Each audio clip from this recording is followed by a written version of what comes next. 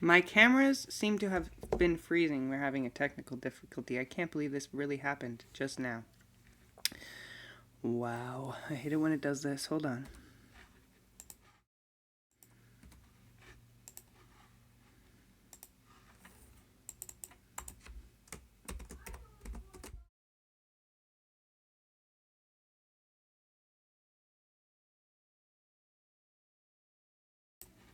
You all can hear me. In just a second, you'll be able to see me. I don't know why it does this.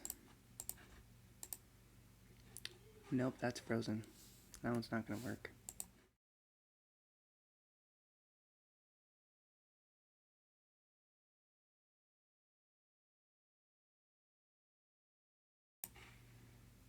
Frozen camera screens.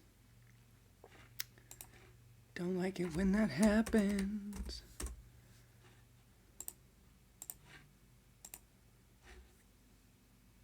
Hello. Hello, you wonderful people. This is what we got for you today. This is just a quick stream and do some scriptures. We got a lot of stuff we're doing today. I'm doing out in the Matrix world, I guess. Let's read some scriptures to ground us, to get our brains focused, to get us thinking in the right pathways and synapses. Sorry for that buffer in there. It happens to all of us. I am not tech savvy. That's not the personality we're dealing with today. We're dealing with this high manic kind of personality who needs to read some stuff to ground us. That's what we're going to do. Thanks for joining me. Don't forget to like and subscribe. I'm always here. You're always here. You've been chosen for a reason to hear this. Keep coming back. It works. This is September 11th. Later on, we'll have some 9/11 reflection for you. We'll try to maybe play a game or two. Who knows? Let's go. A generous giver. I am come that they might have life, and that they might have it more abundantly. John 10:10. Yes, I, your master, am a generous giver. Abundant life and overflowing measure I give to you. For that I came, life for souls. The life, eternal life, that pulses through your whole being, that animates your mind and body too. A generous giver, a kingly giver. For this I came, that man might live in me. Life is what life it was of which I spoke when I said, I am the vine and ye are the branches. The life flow of the vine is in the branches. Our lives are one, yours and mine. All that is my nature must therefore pass into yours, where the contact is so close a one. I am love and joy and peace and strength and power and healing and humility and patience, and all else you see in me, your Lord. Then these two you must have as my life flows through you, so courage.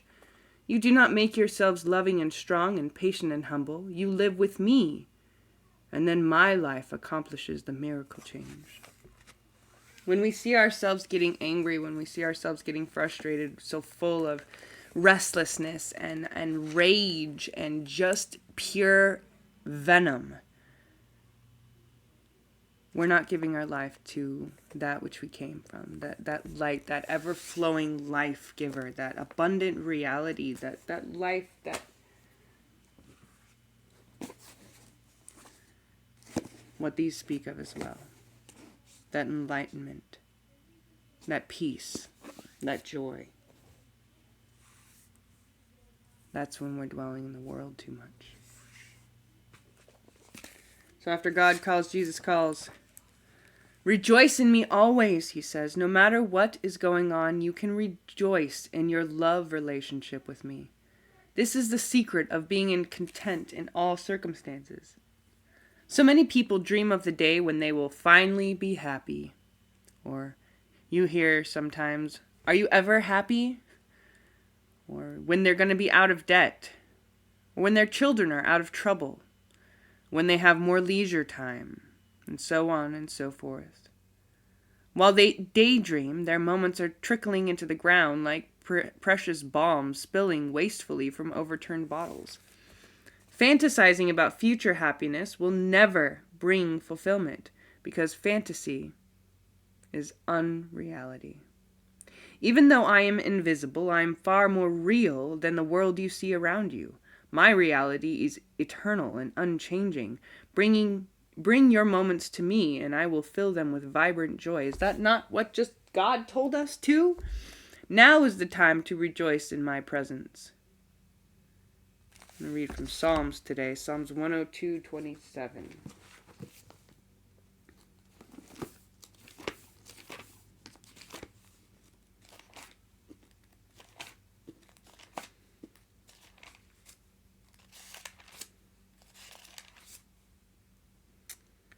Says, Thou art the same, and thy years shall have no end.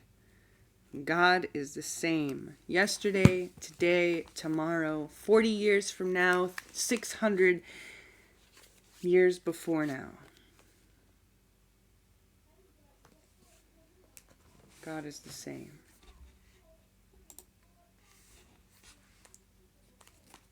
I'm going to read the Stoics right now. Told you guys this is going to be a short, quick stream. I got things I got to do out in the Matrix today. September 11th. What would less look like? Let us get used to dining out without the crowds, to being a slave to fewer slaves, to getting clothes only for their real purpose, and to living in more modest quarters, Seneca said, on Tranquilities of Mind. The writer Stefan Zweig, known for his stoic-esque wisdom, was at one point one of the best-selling authors in the world, only to have his life destroyed by the rise of Hitler. It's a sad yet timeless rhythm of history. Politicians are run out of office for taking a stand we later recognize as courageous. Countless hard-working and prosperous couples have their money stolen by financial crooks. Someone is accused of a crime, but not vindicated until years later. At any moment, we may be toppled from our perch and made to be with less money, less recognition, less access, less resources. Even the lesses. Did you get me a drink?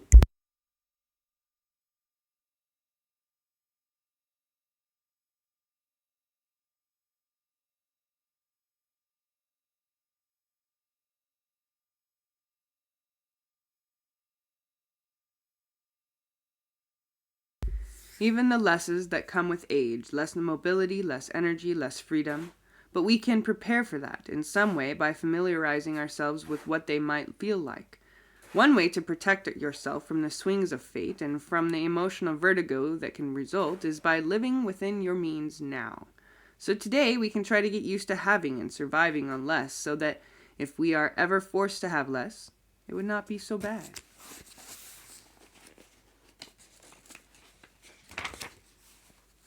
We have so many people nowadays that just want more. I have a fridge full of food, but I want more. I have drinks galore, but I want more. I have toys aplenty, but I want more. It's the ungrateful generation. Unsatisfied. And what's sad is it's not just one generation, it is generation upon generation upon generation. This has been building for years. Years it has been building. Until we've gotten to this point.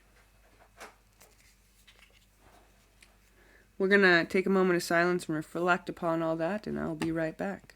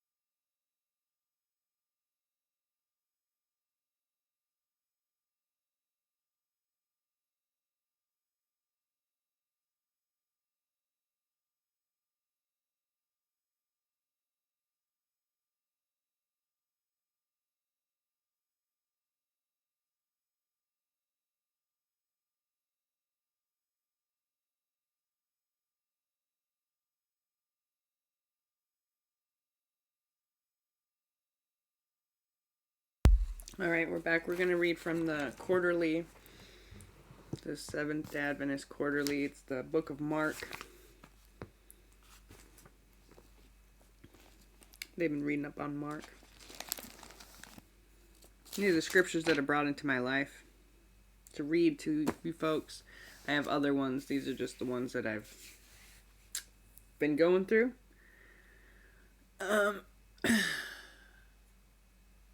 Sometimes we read from other ones. That's why it's all online, right? And when it's not online, if you guys know me and have heard of me and find me, then we can read them from the pages that smell old. Right. And immediately while he spoke came Judas, one of the 12, and with him a great multitude with swords and staves from the chief priests and the scribes and elders, and he that betrayed him had given them a sign, saying, Whomever I shall kiss, that same is he. Take him and lead him away safely. And as soon as he had come, he went straight away to him and said, Master, Master, and he kissed him, and they laid their hands on him and took him. And one of those who stood by drew a sword, and smote a servant of the high priest, and cut off his ear. And Jesus answered and said unto him, Have ye come out as against a thief with swords and staves to take me? I was daily with you in the temple, teaching, and ye took me not. But the scriptures must be fulfilled.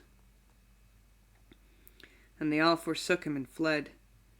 And there followed him a certain young man, having a linen cloth cast about his naked body, and the young men laid hold on him. And they left the linen cloth, and fled from them naked.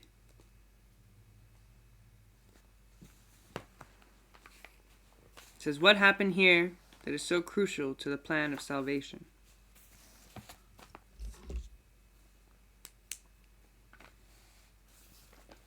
When Jesus was taken,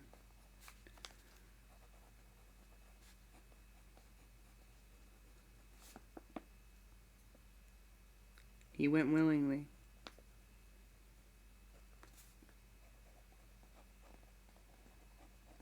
According to God's will.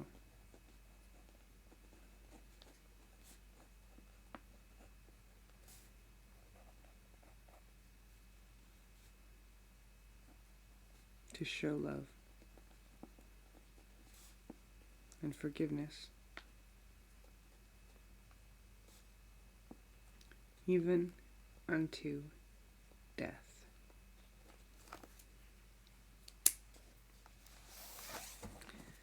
It is shocking that one of Jesus' closest associates betrayed him to his enemies. That's usually how it goes. The one of us closest to us. The Gospels do not go into great detail about Judas's motivation, but Ellen G. White writes that Judas had naturally a strong love for money, but he had not always been corrupted enough to do such a deed as this. He had fostered the evil spirit of avarice until it had become the ruling motive of his life, and the love of mammon overbalanced his love for Christ. And through becoming the slave of one vice, he gave himself to Satan to be driven to any length in sin. That's Ellen G. White's interpretation of why Judas did what he did. But scriptures tell us that Judas did what he did because Jesus told him. And as soon as he handed the bread to Judas, the spirit of Satan, the spirit of the devil went into him. And that's when he went and betrayed him. It had to be done. Betrayal in itself is deplored by all, even by those who make use of betrayers. But Judas's deed is particularly nefarious because he seeks to hide his betrayal under the guise of friendship. He gives the crowd instruction that the man he kisses is the man to arrest. It appears that Judas wanted to hide his perfidy from Jesus and the other disciples. Jesus already knew. And so did the disciples because Jesus had told them he was going to. And chaos breaks out when the crowd arrests Jesus. Someone draws a sword, cuts off the ear of the high priest's servant. Jesus, of course, heals it in another scripture. And Jesus addresses the mob, chastising them for doing in secret what they were afraid to do in the open when he was teaching in the temple. But Jesus ends with a reference to the scriptures being fulfilled. It's another signal, that dual plot running through the Passion narrative, that the will of God is coming to fulfillment even as the will of man works to destroy the Messiah. The disciples all flee, including Peter, who nevertheless will reappear, and following Jesus at a distance and ending up getting himself in trouble. But Mark 14:51 and 52 tells of a young man following Jesus, an account found here and nowhere else in the canonical Gospels. Some think it was Mark himself, but that is unprovable. What is remarkable is that he runs away naked. The young man, instead of leaving all to follow Jesus, leaves all to flee from Jesus. Think about the fearful idea that being a slave of only one vice led Judas to do what he did. What should this tell us about hating sin and by God's grace overcoming it? Take a moment to reflect while I go flip some spam.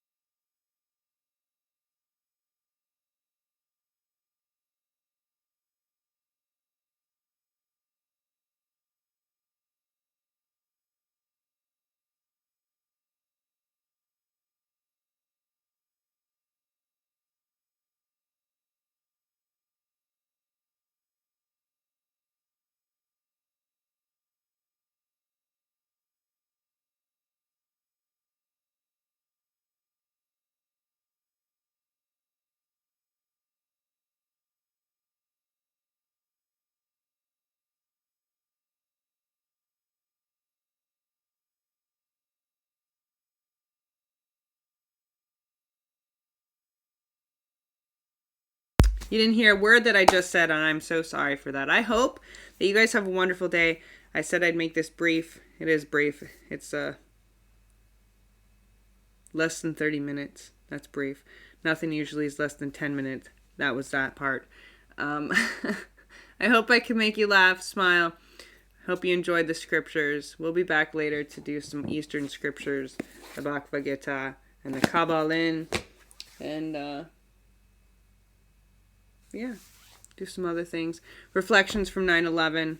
You know, it's a remembrance in the United States, but just 9/11 in general means 911, or it's 119, or I don't know, those numbers. Well, we're going to investigate the significance of that, numerology and such, not too, I guess. Have a wonderful day. We'll be back. This is the way. Peace be with you.